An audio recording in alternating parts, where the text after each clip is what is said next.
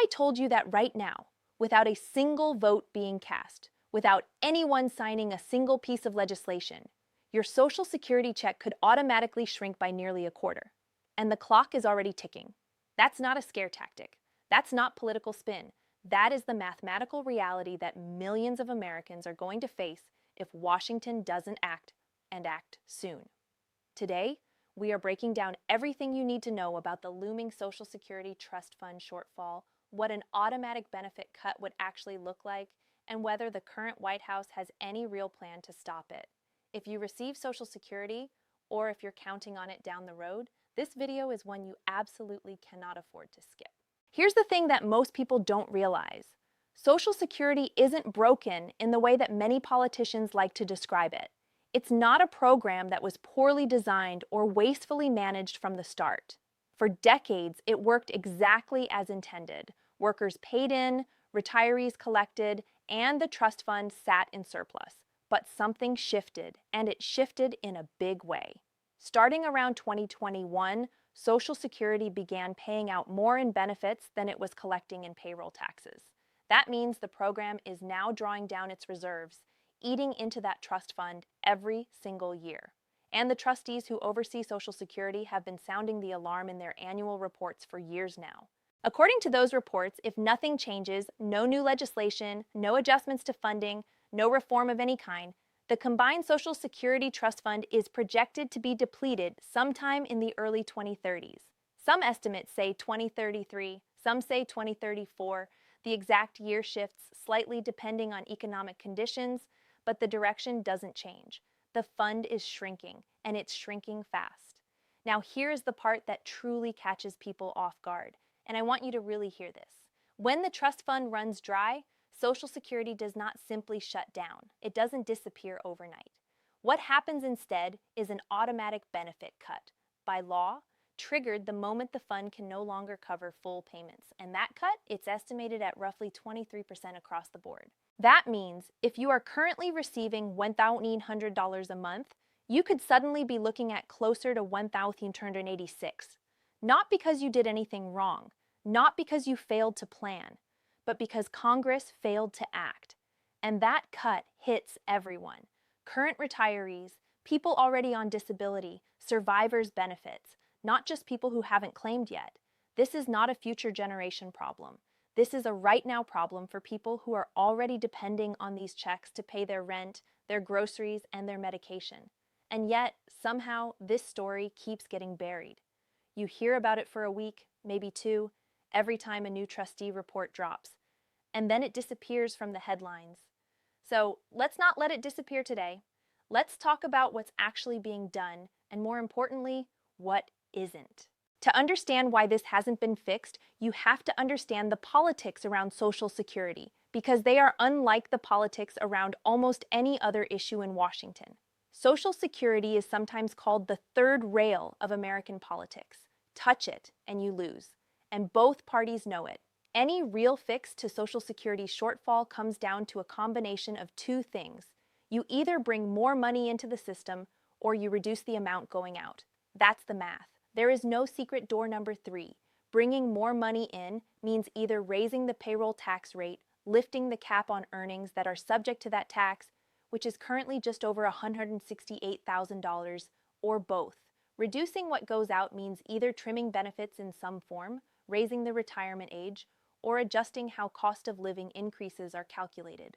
Every single one of those options is politically painful. Raise taxes, half of Washington revolts. Cut benefits even slightly, the other half revolts. Raise the retirement age, millions of Americans who work physical jobs, construction workers, nurses, factory workers, feel the impact most directly and most unfairly. So rather than make a hard choice, Congress has largely kicked the can down the road for decades. Study after study has been commissioned. Proposal after proposal has been floated, and yet no major reform bill has passed since 1983, when President Reagan and a bipartisan Congress made the last significant changes to the program. Now, you might be hearing some buzz lately about efforts by the current administration to address Social Security's finances through a very different approach, cutting fraud and waste within the system. And yes, There have been high-profile efforts to comb through beneficiary rolls, reduce improper payments, and streamline the Social Security Administration itself. Let's be honest about what that can and cannot accomplish. Reducing fraud and improper payments in any government program is a worthy goal, full stop. Nobody wants money going to people who aren't entitled to it. But here's the critical thing you need to understand. The Social Security Administration's improper payment rate has historically been quite low, under 1% of total payments in most years.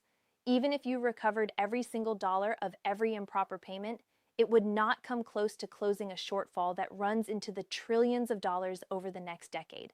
This is not a matter of political opinion, it's arithmetic. The gap between what Social Security collects and what it owes is not driven by fraud, it's driven by demographics. More people retiring, people living longer, and proportionally fewer workers paying into the system per retiree. Fixing fraud alone is a little like trying to bail out a sinking ship with a teaspoon. It matters, but it doesn't solve the structural problem. So where does that leave us? As of now, there is no comprehensive Social Security reform bill working its way through Congress with serious momentum. There are proposals on both sides of the aisle. Some Democrats pushing to expand benefits and raise the payroll tax cap on higher earners, some Republicans pushing for adjustments to the retirement age or benefit formulas, but there is no bipartisan agreement forming and no sense of urgency in Washington that matches the urgency of that ticking clock.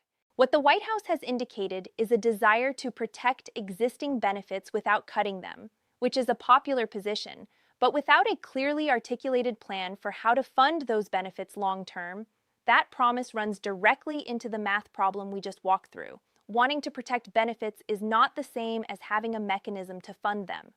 Okay, I know that's a lot to process, and I don't want you to walk away from this video feeling helpless, because you are not.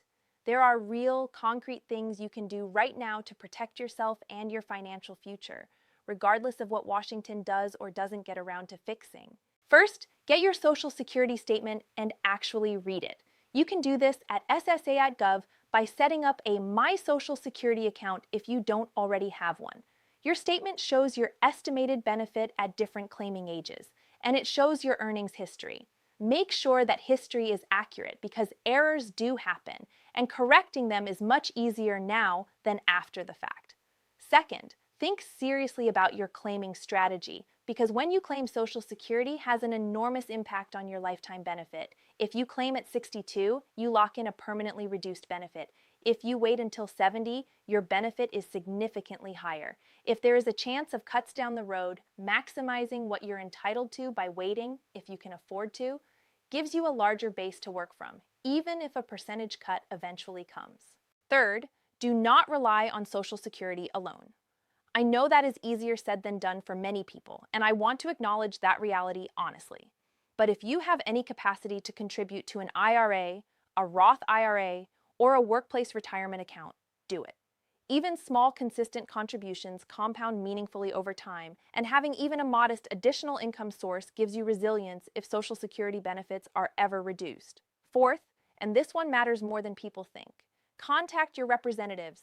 Both your senators and your House member have staff dedicated to constituent issues. Call their offices, write letters, show up to town halls. Politicians respond to constituent pressure. Social Security reform has stalled partly because the political cost of inaction hasn't felt high enough. That changes when constituents make clear they are paying attention and they expect action before 2033, not after.